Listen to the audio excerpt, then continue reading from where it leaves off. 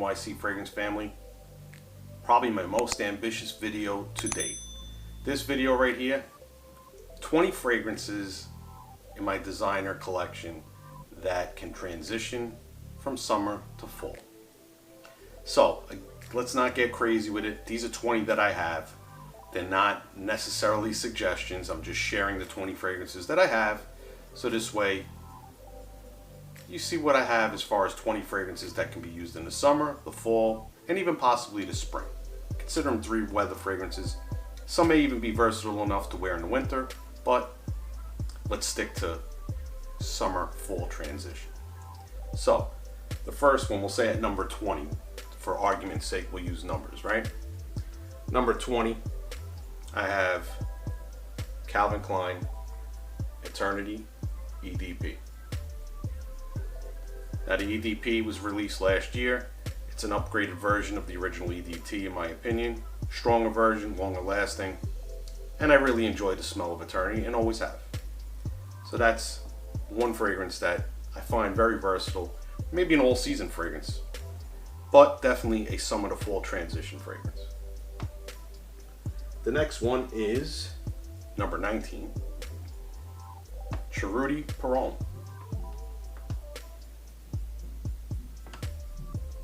This one, to me, I was on a Cheapy blind buy stretch. It's a safe buy. It's clean, it's fresh, it's easy to wear. Definitely offers fragrance, blue vibe, somewhat barbershop-y. It does what it does. Do I recommend it? It may not be for everybody. It may not be worth your value, but it is a summer fall transition fragrance. So it's number 19 here. Number 18, this one I definitely recommend. This one is a nice sandalwood neroli fragrance. Dunhill Century. This fragrance I got based on the fact that I like Dunhill so much, and Mr. Smelly did a review on it. That pretty much convinced me to go out and get it. And I was not disappointed by the blind buy. The decision in the end was my own, even though Mr. Smelly gave it the thumbs up. You know, me and him tend to have a lot of taste similar to what he has. I like the gentleman style fragrances. This is just a nice fragrance that I feel has some use and is definitely a good summer to fall transition fragrance. The next one may or may not be discontinued. That was number 18 we just talked about. This is number 17. This may or may not be discontinued, but it definitely has the vibe for a summer to fall transition, and it is Mugler's Cryptomin. Now Mugler's Cryptomin has enough sweetness to become a fall fragrance, but has that brightness with the mint in the opening that makes it a summer fragrance as well. Again, maybe discontinued, may not. I think it's still out there, depending on prices may have varied, but it is definitely a summer to fall transition. So that one is at number 17. Number 16, recent acquisition, recent release from the company. I think it just took the original and made it that much better. It's a longer lasting fragrance. It smells fantastic as far as I'm concerned. Davidoff Cool Water Intense. Like I said, took the original and made it that much better. It's good enough to wear in the summer, strong enough for the fall. Definitely could be worn in the spring. As you know, Cool Water gets referenced to Green Irish Tweed, which is also called the King of Spring. So definitely good for the spring as well. I may try it out in the winter just to see what it does. So that's at number 16, Cool Water Intense. Number 15, from the house of Missoni Peron. This one right here gets talked about as being like Bleu de Chanel. I kind of get a little Chanel Egoise Platinum vibe. I think it's kind of like a blend of the two. The nice magnetic cap. Great value. You get this for around $35 to $40. And this is definitely, to me, this is more of an all season, but definitely transition from summer to fall without a problem with Missoni Peron. At number 14, you have a barbershop fragrance. It's an older fragrance, but it's a good value fragrance. You'll smell good, good for work, absolutely, without a doubt. Dumb reach fragrance, and it's Moschino Uomo. Like I said, it's a great value. This is another one of those fragrances I think you could wear all year round. And definitely a good transitional fragrance. That's really nice, man. For the price that this comes in at, and the type of fragrances I enjoy, aromatic fougères, this is right there. It's got a definite shave soap vibe to it that is really clean and nice. At number 13, we have a recent acquisition, also another blind buy that I think was a great blind buy, from a house that I believe no longer makes fragrances, so this may also be discontinued, but can still be found really cheap. Escada Sentiment. This is like taking a nice aromatic fougère and blending it with Creed's Aventus, and you get this real juicy, nice opening, and then you get all those aromatics that come in afterwards that give it this real gentlemanly vibe. I'm really happy that I was able to pick this up. There's a green vibe to it as well. Again, another good fragrance for summer, fall, spring. Winter, we don't know yet. So that's a number 13, Escada Sentiment. At number 12, this one gets talked about as being similar to Dior Sauvage.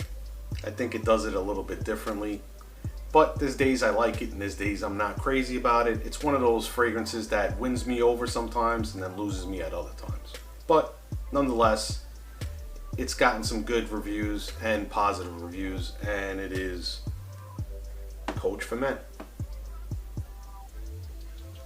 Now, I don't know how you feel about Coach for Men, but for me, it's sometimes I enjoy it and sometimes I'm not crazy about it. But still, a good transitional fragrance, probably another one that you can wear most seasons of the year. At number 11, a fragrance from Cerruti again. Like I was on a Cerruti kick, but this one has the similar versatility. It gets compared to Jean Paul Gaultier's La Male. It has that vibe, and it is Cerruti C, or C, which means yes in Italian. So, and that is from the house of Nino Cerruti. Again, this fragrance, very similar to Jean Paul Gaultier's La Male, maybe with a little more citrus in the opening, or more of a citrus vibe in the opening. It's nice. I think it's very, very nice to have. Again, another cheap value. It's one that performance on everything I've talked about so far are not at their best. So let's get that out of the way, because I'm sure that's going to be a question about these fragrances. There's very few here that I feel perform really good. The Missoni may be a good performer. The Cryptomin performs fairly well. The EDP Eternity performs fairly well. The Cool Water does. Some of these other ones, hit or miss. This one is definitely not one of the best performers. Let's get that out of the way. So at number 11, Cerruti C. So moving on from number 11, number 10 on the list. So let's get this straight if you didn't pay attention when I said it in the beginning. They're not being ranked. I'm just giving a number for them because I have 20 fragrances and I'm going from 20 down to 1. I did use the Fragrantica ratings to sort that, so let's say it's ranked as far as Fragrantica people are concerned and the Fragrantica reviews are concerned, if that helps you in any way. So number 10, real cheapy. It's still out there because this company turns around their fragrances really quick. From the house of Zara, the Zara Man Silver. I don't know if you can see it in this, but this has kind of like a dark blue hue. When the light shines on it, the light goes through it. Maybe you can see that. It's kind of cool. This is supposed to emulate Gucci Guilty Peron. So if you're fans of Gucci Guilty Peron, Zara Man Silver's got you covered. Good transition fragrance from summer to fall. At number 10. At number 9, This to me is an updated version of the previous fragrance I spoke about from the brand, Moschino Forever. This to me is basically a more easy to wear, more universal, more youthful version of the original Moschino Uomo. Again, a nice smelling fragrance, safe blind buy, cheap as all hell, and very versatile. Definitely a summer to fall transition fragrance. So this fragrance at number 8 is one of the more expensive. There's about 2 fragrances in the list that cost over $50, and this may be one of them. It's not much over 50, but it's still over $50. And the fragrance I'm talking about is YSL The Eau de Parfum. Now, this fragrance again is another one kind of along the lines of like a Dior Sauvage that I feel has versatility for most seasons, probably all seasons, depending on how you control your sprays. You can get away with it, but definitely a good transition fragrance from where it's getting from the hot down to the cooler weather in the fall. At number 7, you got a fragrance that I think this is all season, can be worn for just about anything. It's a Swiss Army knife fragrance. Dunhill Icon. This fragrance, I've talked about it many times. You probably heard about it many times if you watch these videos. I'm spraying a lot of stuff in here today with 20 fragrances. That's just fantastic. Yeah, you know, like people talk about the grape soda. It's almost like the citrus combining with the vetiver, and it's a clean vetiver. Gives this grape soda vibe or grape-ish vibe. But it's just a fantastic fragrance. I love that it's transitional. It's not a linear fragrance for a pretty relatively inexpensive fragrance. And probably, if I had to go out on a limb and say it, the best fragrance from Dunhill, at least in my opinion. Again, a good bargain, and this is at number 7 on the list. At number 6, recent release, recent acquisition. This one is very simple, but it covers almost the same territory as, let's say, the Mugler Cryptomin did, and it is Azzaro Wild Mint. Now, Wild Mint is from the Sensual Blends line of Azzaro, which you've seen a lot of videos on them lately. A lot of the reviewers have been going over these. Wild Mint was one of the favorites out there. It's not my favorite from the line, but I do enjoy it. Again, good value. We're talking $30-ish for a 100 ml bottle. At number 5, one of my favorites. Some people have commented they're not fond of it, but it is what it is. I think this is a versatile fragrance you can wear pretty much all year round. Oscar de la Renta Gentleman. Oscar de la Renta Gentleman is probably one of the easiest dumb reach fragrances for me. Coolest bottles out there. I just like the different qualities of it. The citrus is there, but then it also has this herbal quality, this greenness to it. It's really, I think it's right now I think it's going for less than $20 a bottle. To me, I think of it kind of almost sort of like a Ventus cologne, if you smell that. There's some similarities if you smell Jeremy Fragrance's Fragrance 1, Office for Men. There's some similarities to that. This is an older fragrance than both of those, but in that kind of vein or that kind of feel is what I get from this fragrance. So that at number 5, Oscar de la Renta Gentleman. At number 4, the easiest wearing fragrance from the line, from this line. There's 3 fragrances in the line, and is Lalique Sport. This is the lightest of the 3 from the original Ancre Noir, then the Ancre Noir à l'Extrême. The Sport adds a little citrus, makes it a little fresher, easier to wear. Probably kind of close to Dunhill Icon in that scheme of things with the vetiver. But again, if you want the easier entry to Lalique's Ancre Noir line, Sport is the way to go. And it works well in the summer because of the citrus, and it'll work well in the fall because of the vetiver. And the blend that in general that comes with Lalique's Encre Noir. And number 3, probably one of my favorite acquisitions this year. The florals, the ginger, the iris, the cleanliness. I call it another versatile everyday fragrance. Again, summer to fall transition without a problem. Prada Lone Low.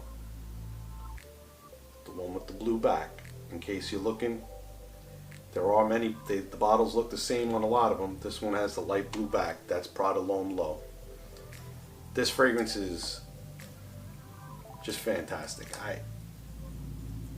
Prada Lone Low and Prada Lone Amber, I think are just fantastic. I did pick up the Intense. I look forward to wearing that when it gets a little cooler. I actually could probably start pulling it out now. That has the leather note to make it a little more rich, a little more dark. But this one here just does something a little more for me than the original Prada Lone Low. Prada Lone, sorry, excuse me. The original Prada Lone. Prada Lone Low to me is just one step up from it and just that much better. Again, my personal opinion. Now we're getting down to the last two. The number 1 is not a cheapie, just so we get ready for that. But number 2 is still relatively inexpensive at $30-something a bottle. I see it as the most popular one out of this line. And again, from the Azzaro Sensual Blends line, we have Ginger Lover. Now you know what this is all about. It's ginger. Ginger fragrance. The note of ginger, I think, has versatility. It works well with citruses to make a nice vibe for the summer. You put it with something a little sweeter, and it works well in the cooler months. It just gives that little dash of spiciness, that little zing of something that just makes the fragrance jump. And ginger is one of my favorite notes as of late. Ginger Lover at number 2. Fantastic buy if you ask me. So, number 1. What could it be? A transitional fragrance. Now, for you guys that watch me, you're probably like, this guy's pulling out Chanel yet Egoist Platinum. Yeah, no, I omitted it from the list. Egoist Platinum for me is an all-season fragrance, but nope, it's not Egoist Platinum. You were almost right. It is a Chanel. And at number 1 I have Chanel pour Monsieur. This is definitely, you know, again, for you younger guys, you might not appreciate this. It might not be your vibe. It's got a greenness to it. It's got that older fragrance vibe to it, the older aromatic type style fragrance. It's got some good vetiver in it. It's definitely a gentlemanly fragrance. And it's not below $50. This, I believe, if I'm not mistaken, I paid a little around $90 at the Chanel boutique. You don't find Chanel's discounted much unless you got some kind of hookup or a connect. So it's probably one of the only brands I do end up paying full retail for. I don't usually find them in discounters. Maybe I'm not that exposed to it enough to know, but it is what it is. Number 1, Pour Monsieur, Summer Fall Transition Fragrance. So, I hope you enjoyed that ambitious 20 fragrance list that I put together for you. It's going to be an editing nightmare. But these are 20 fragrances that I have in my collection that are good to transition from the summer to the fall. So, new viewers, thank you for stopping by. New subscribers, thank you for joining the NYC Fragrances family. And the NYC Fragrance family, my main people, the people that continue to support the channel. From the bottom of my heart, I appreciate everything you do for me and what keeps me going. Even when I take my little breaks and hiatus, it makes me come back. You know, sometimes life gets in the way and you got to do what you got to do.